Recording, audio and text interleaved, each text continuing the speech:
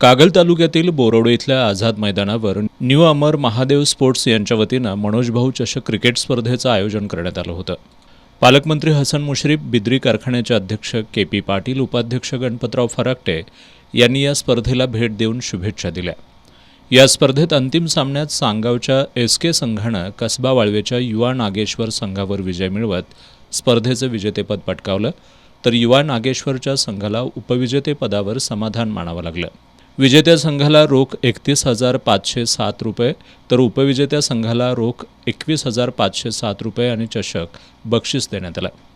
तिसरा क्रमांक कांचनवाडी स्पोर्ट्सनं तर चौथा क्रमांक न्यू अमर महादेव स्पोर्ट्सनं पटकावला. माजी जिल्हा परिषद सदस्य मनोज फराकटे, उपसरपंच विनोद वारके यांच्या उपस्थितीत बक्षीस वितरण समारंभ पार पडला. स्पर्धा यशस्वी करण्यासाठी मिलन फराकटे, उमेश साठे, तुषार फराकटे, अजय केसरकर, संदीप वारके, शुभम साठे, भागवत वारके, रुपेश वारके, प्रशांत चव्हाण, अजित खाडे यांनी परिश्रम घेतले.